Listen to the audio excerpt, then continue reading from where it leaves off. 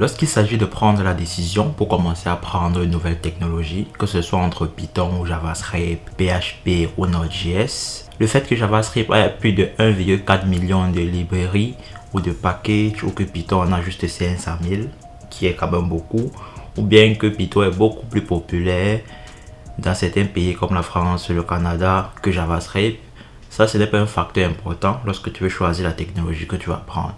En tout cas, ça c'est quelque chose que j'ai remarqué. Ça a un rôle à jouer bien sûr, mais lorsque je vais prendre la décision d'apprendre une nouvelle technologie, comme récemment j'ai commencé à apprendre Tailwind.js et commencé à bien me performer sur le framework Laravel du côté de PHP, je me pose deux questions pour m'aider à prendre la décision, à savoir si ce langage, si cette technologie en vaut la peine. Et c'est de ça qu'on va parler aujourd'hui. Let's get started. Salut à tous, c'est SMF Coder. Ici j'essaye de créer du contenu pour vous aider à devenir de meilleurs développeurs, mais aussi moi par la même occasion continuer à travailler, continuer à me développer en tant que développeur. Si ce genre de contenu c'est le genre que tu aimes, abonne-toi pour rester en contact avec ma chaîne.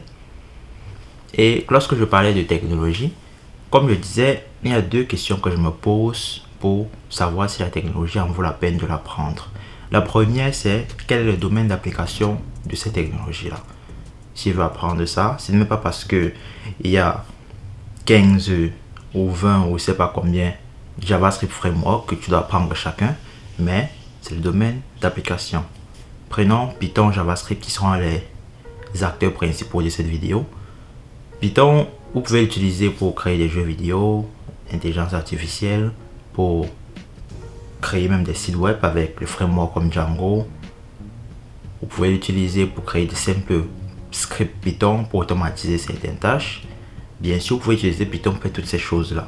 Du côté de JavaScript, vous pouvez utiliser JavaScript pour faire quasiment la même chose parce qu'avec Node.js, vous pouvez maintenant écrire des scripts JavaScript pour automatiser certaines choses aussi. Donc, pour faire des actions directement sur l'ordinateur, manipuler des fichiers, etc. Vous pouvez créer des sites web, bien évidemment, rendre dynamique, créer des sites web interactifs avec des frameworks comme React plus tard ou bien juste avec du JavaScript normal.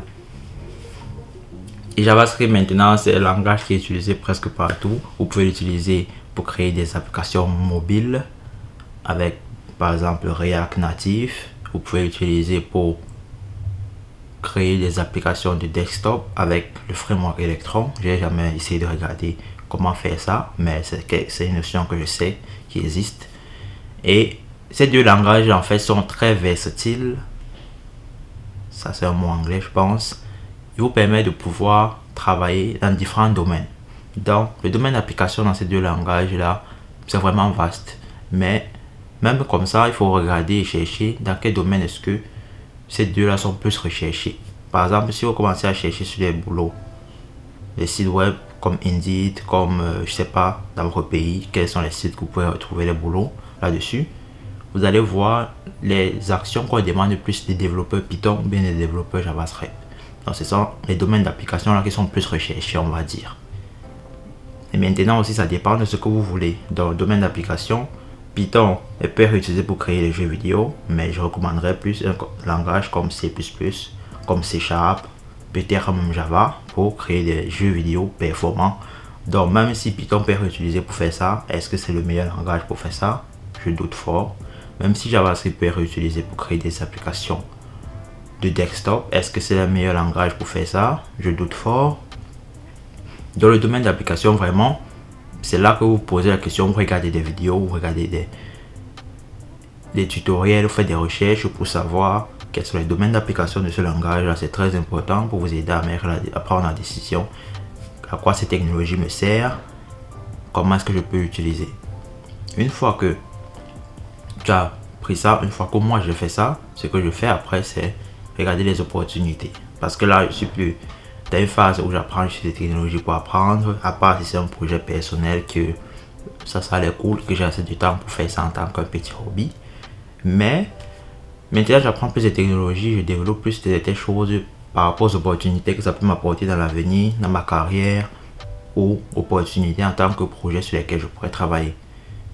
Bon, comme ça, lorsque vous regardez maintenant avec Python, regardez que ok, si je vais apprendre Python, Les langages comme Pygame sera un bon langage si vous aller dans le domaine des jeux vidéo.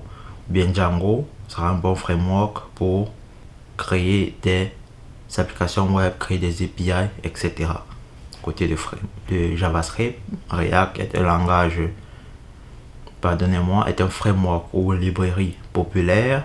Vous avez aussi Angular, Vue, Svelte, il y en a tellement. Next.js maintenant. Donc, tous ces différents domaines d'application là, toutes ces opportunités, ce sont les différents endroits où vous pouvez vous focaliser dans ces langages là même, parce que même ces langages sont juste les points d'entrée. À l'intérieur, il y a différents frameworks, différentes librairies, différents domaines de spécialisation. Donc ça, ce sont les deux questions que je me pose vraiment. Quels sont les domaines d'application et quelles sont les opportunités? Maintenant, moi, lorsque je commençais, j'ai commencé avec JavaScript. Et après ça, je suis allé avec C++, C#, j'ai appris Java. J'ai appris Visual Basic à un moment donné. J'ai appris quoi d'autre? Tellement de choses bizarres. À un moment donné, pour un cours du collège, j'ai aussi fait l'assembleur. C'est ça. J'ai appris tellement de langages un peu là. Ce qui m'aide à avoir un peu une vision générale des choses. Mais vraiment pour avancer dans une carrière, pour créer des choses effectives. Parce qu'avec tous ces différents petits trucs que j'ai fait là, je peux pas reprendre ou créer un programme en Visual Basic maintenant. Il faudrait que je reprenne le temps d'apprendre les concepts et tout ça. J'avais juste vu un peu comment ça marchait. Pour faire un bon truc, il faut se concentrer et mettre beaucoup de temps, beaucoup de projets, beaucoup d'heures dans ce domaine-là. Donc, le langage que vous choisirez, Python ou JavaScript, PHP ou Node.js, c'est pas vraiment important tant que vous êtes posé les deux questions là et que vous mettez le temps pour travailler là-dessus. Si vous êtes curieux à qu'est-ce que les meilleurs développeurs font pour se démarquer des autres, j'ai créé une petite vidéo là pour partager mon point de vue, ce que j'ai observé que les meilleurs développeurs font et c'est ce que nous aussi on doit faire pour arriver à ce niveau là. Prends soin de toi, on se voit à la prochaine vidéo. Ciao.